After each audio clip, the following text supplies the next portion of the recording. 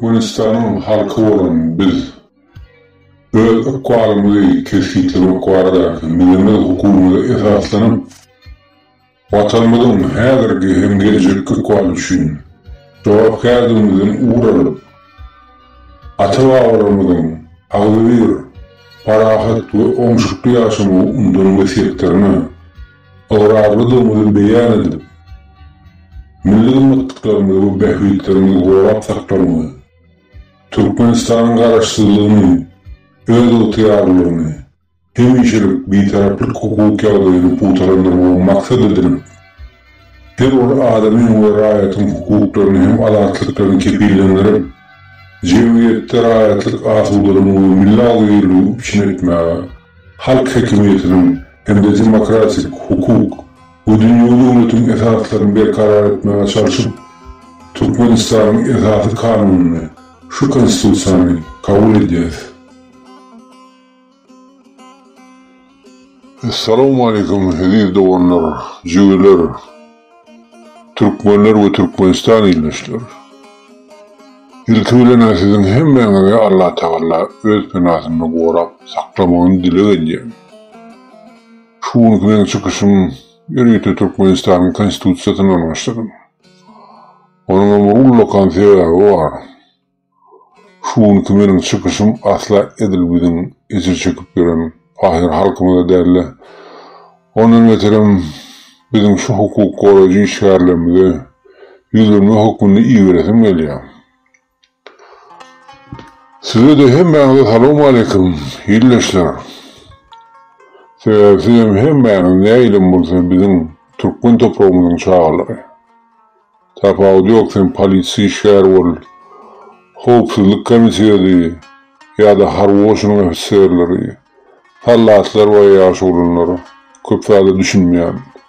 Iň bolmany şu bizim öz aramyzda jaňlarymyzy diňläp, ýerlap beren hunarmynlar ýa tehnik işgärler.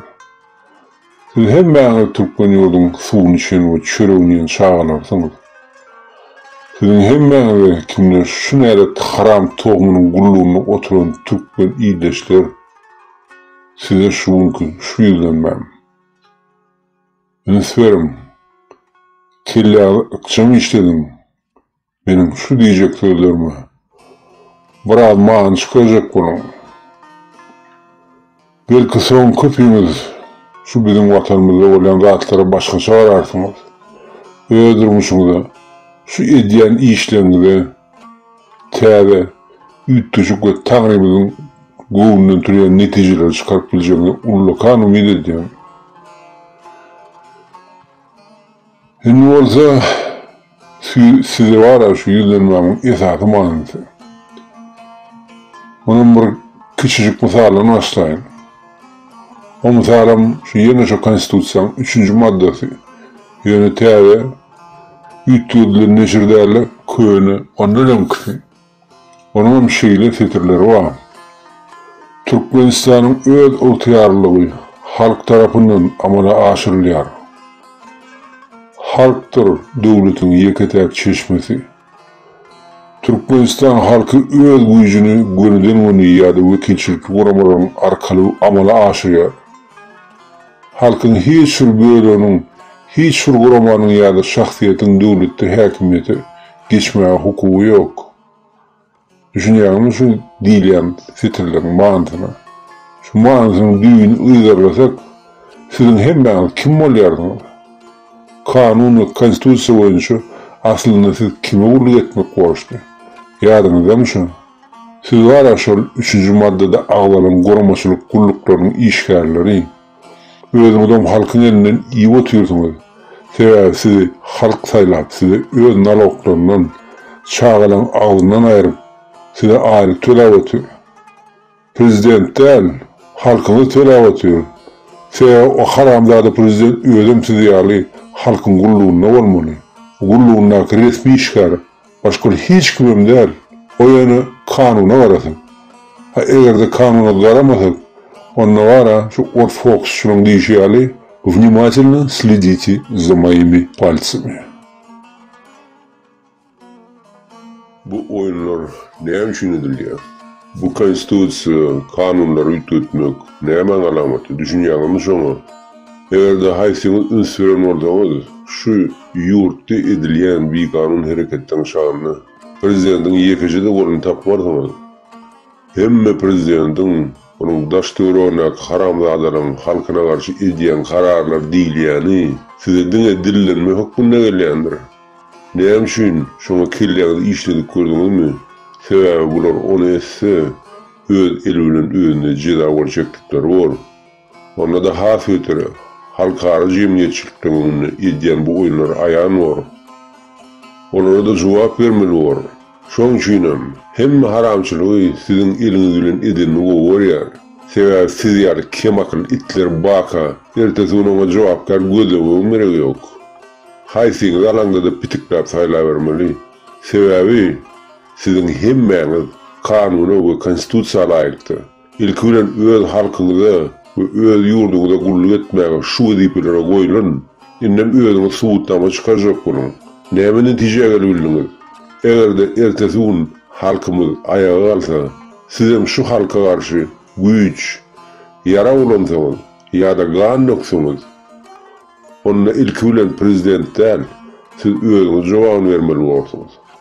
Sebäbi kanuny we konstitusiýa maddalaryny bozan ilki bilen sizin özüňiz bolýaňyz.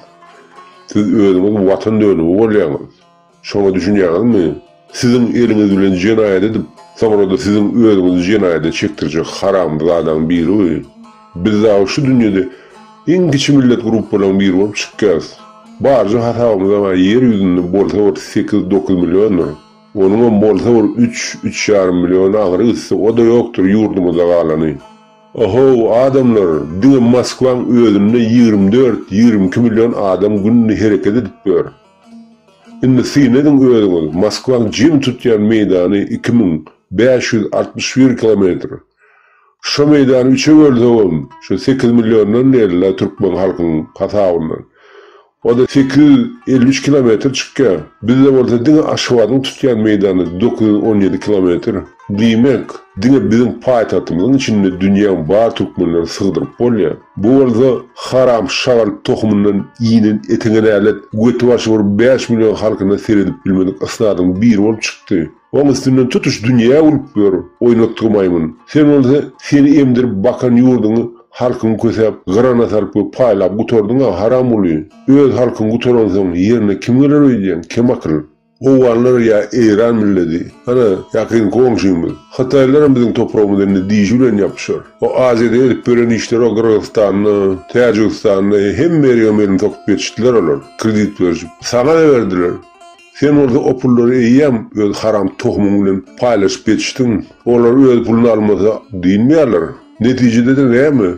Senin eden bergilegi ilkilerine sen halkyň tölemeli bol, düýgü torynça. Ölemseň garlamysyň.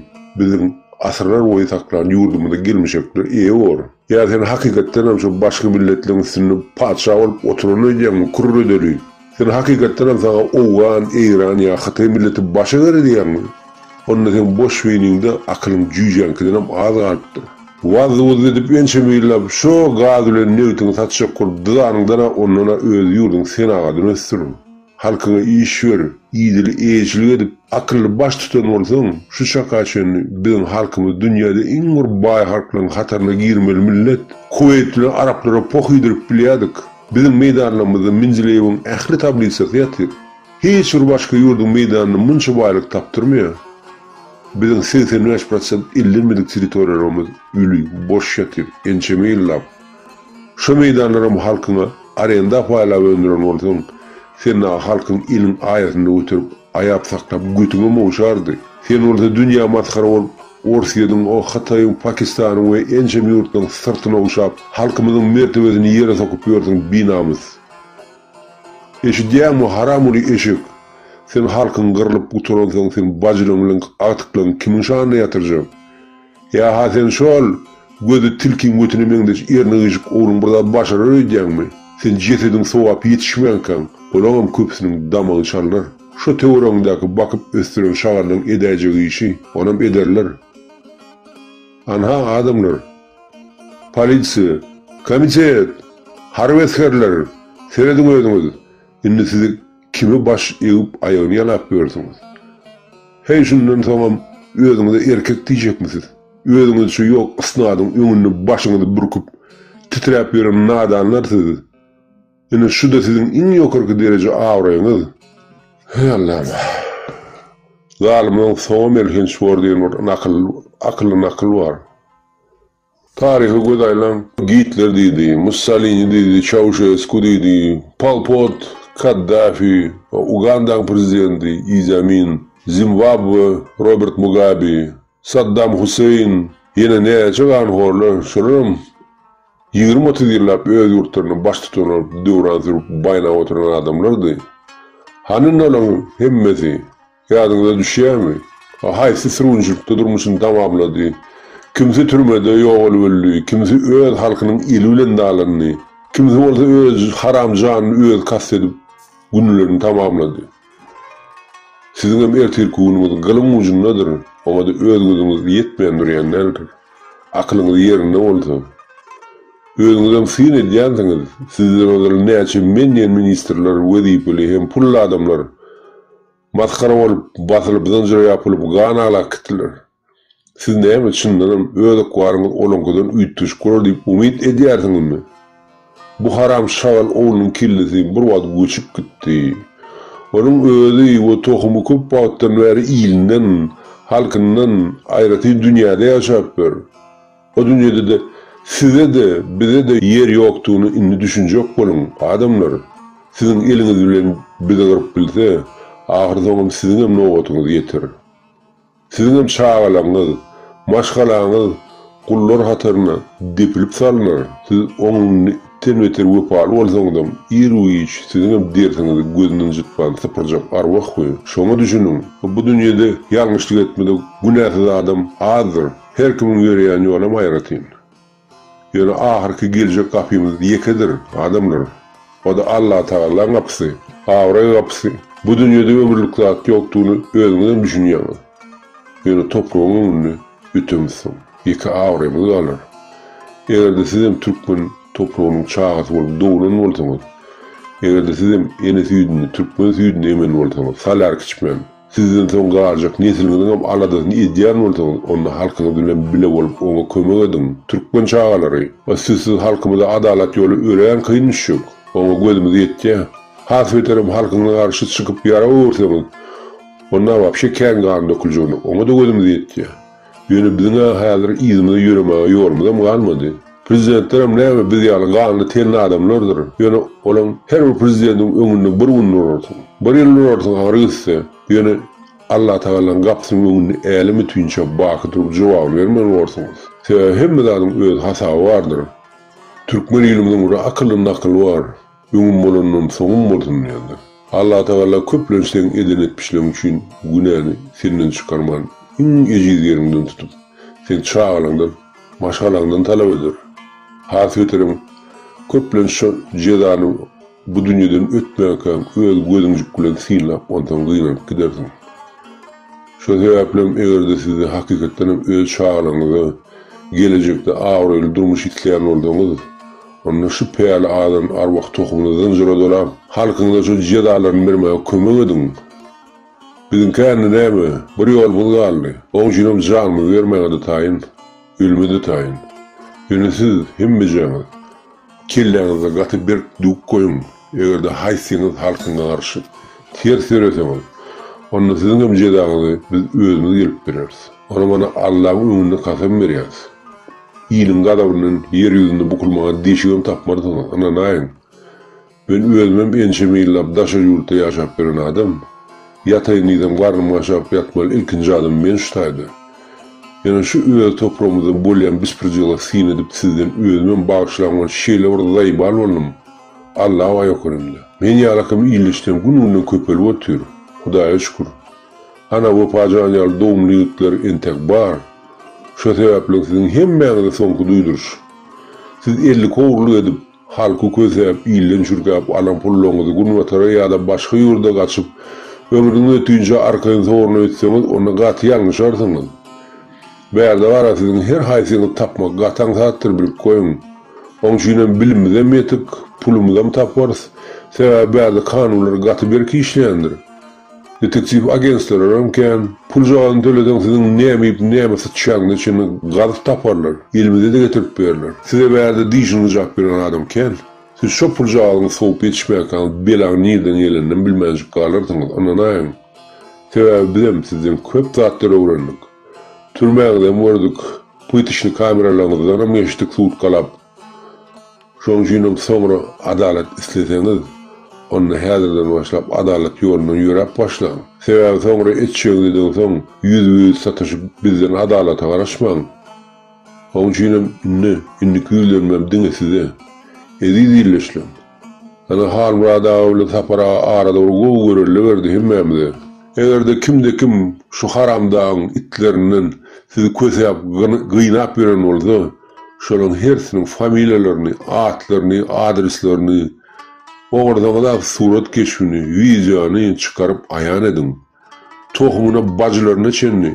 Goý ilatymyz öňünden bilsin, kimin kimdigini, nerede ýaşaýanyny, bardygyl burada bolaýany kimin gapsyna bar, ilki bilen barmalygyny. Egerde kimse bize tarap, günwe tarap gaçyp gaýdan ýagdaýynda, bu ýerde olary ýem özümiz hezil edip garşylar. Goýuny olan özleri hersi öz kölügesinden gorkup titrep ýaşadym.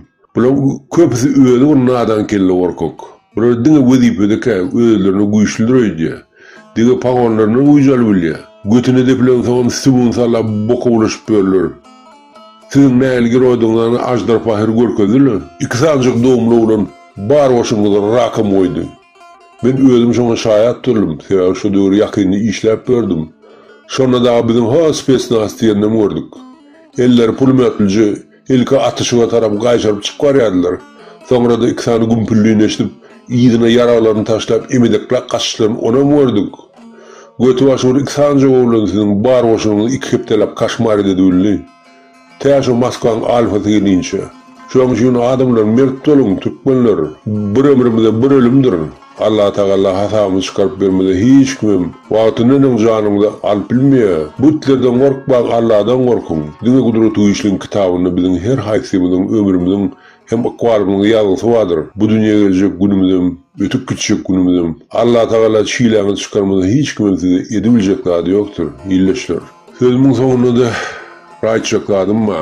Gelip şu komentar ýazjak provokatorlar öňürtilip öňünden şonuň hersiniň jogabyny beresiň gelýär. Sebäbi olar ýalyklarymy geljegini gözüm ýetip dur. Men häzir bara şu ýüzümi ýuwşuryp gurlanym, sizden gorkup edelim ok. Men aýtyp siziň özüňizi ürküzmejek bolýar. Hasaba dösüňiz gelse men şu öz ýurdumyň sallady eskeri diýip hasap edäm. Onda da gizlin eskeri. Şu ad oňal kömegim gerek ýurdumyza. Sembol o tarapdan meniň tejribem gatyýetdir. Menimle siziň garaşmajak arwahyňyz barmy? Itler, täkşde meni o tarapdan güjäňlejek bolup, adara galyp götüňizi ýertip oturmaň. Şagallar. Gele ýeten wagtynda bara ýüzümizden görkezeriz. Adymyzdan aýdarys, güýjümizden görersiňiz. Ondan ne adamlar size paka aýtjak adam şu.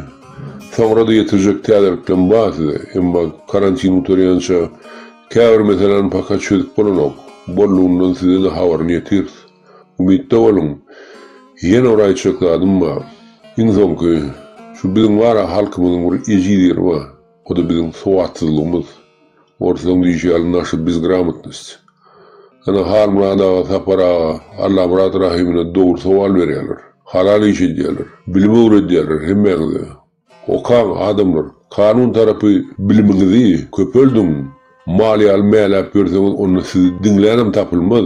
Ýeke barjak ýerinde mäs kombinat dur. Şoň üçin öz hukuklaryňyzy özüňiz gorap talap etmän öwrünip başlaň. Edilýärler. Kelläňiz dikrak saklan. Sawr kätäňiz donan bolsa onu ýere dökmäň. Onu bu nadan haramlaryň ýüzünde dökün itişýänçe, hamysy pyrlýança. Şoň üçin adamlar, türkmenler ýyllaşlar. Aman sag oturuň. Allah hemmäňizi gorap saklasyn.